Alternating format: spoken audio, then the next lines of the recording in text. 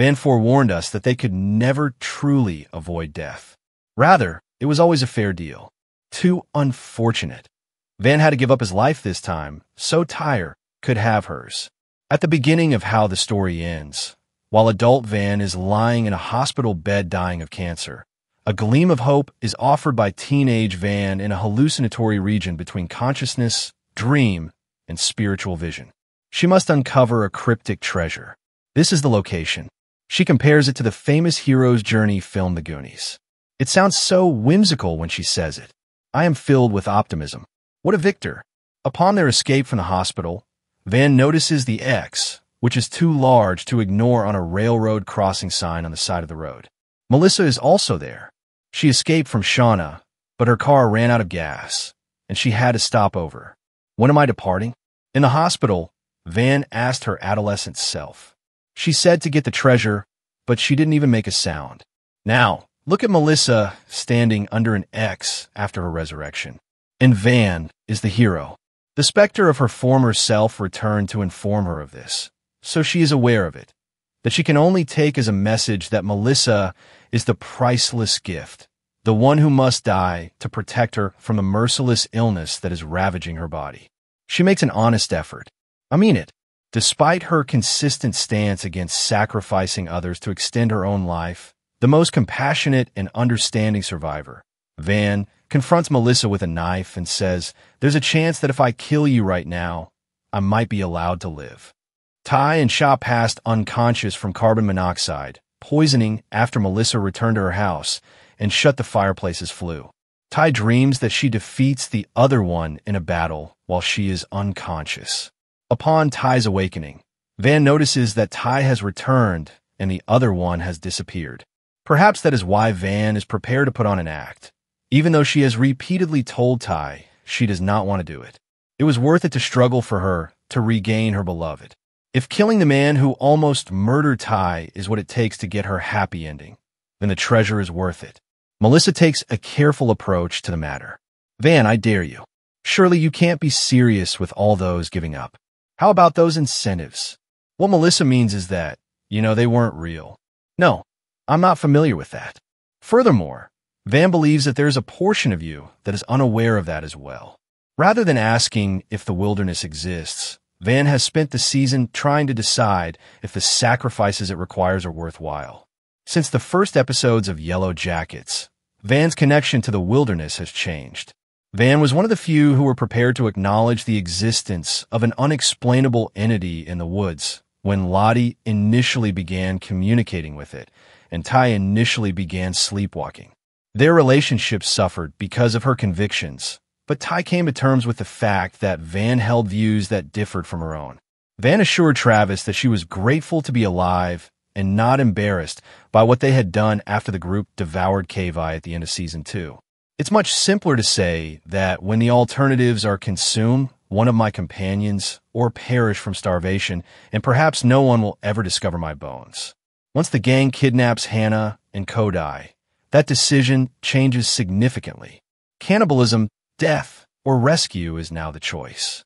And in Van's opinion, rescue is so much better than the other two that she doesn't even want to think about them.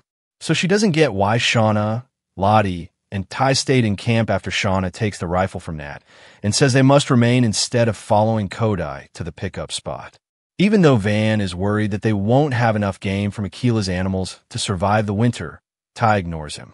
Last winter, we made it through, says Ty. We devoured a child. Van responds, whether it's an act or a verbal retort, there's no turning back now. For that reason, it comes as a surprise to observe that Van remains loyal to Shauna when the group begins to divide into two camps.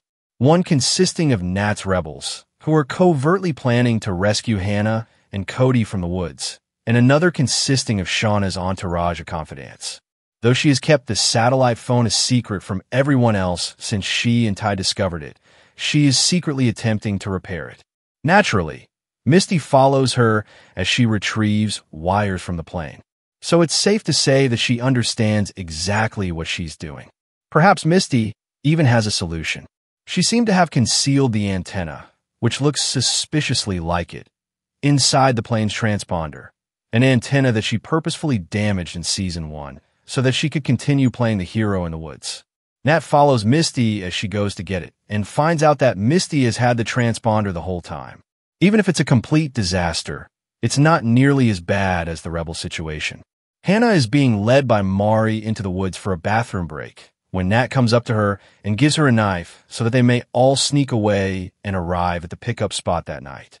She wants Hannah to liberate herself and Kodi, but Shauna catches them as they're ready to leave, and Hannah, who is still clutching the knife, promptly accuses Kodi of being the one who gave her the knife. "Please, Hannah," says Shauna, as she kills Kodi by stabbing him in the eye. She then gives Shauna the knife. "I would love to take part in this," she says. Even if Stockholm Syndrome is a well-documented and hotly debated phenomenon, it is absurd to mercilessly beat a man up for no reason at all. The absurdity of it is beyond belief.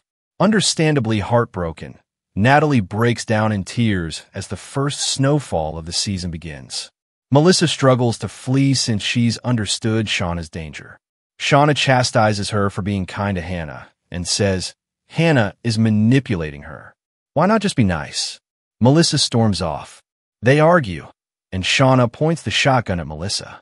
"I expletive dare you," Melissa says. Shauna must decide whether to preserve her dominance through fear or her girlfriend. Of course, she chooses authority and fires at Melissa, clipping her jacket sleeve but not hitting her. Shauna no longer uses the wilderness to justify violence. Shauna now seeks absolute dominating power to avenge her life's misfortunes on everyone around her. Melissa has been ambivalent.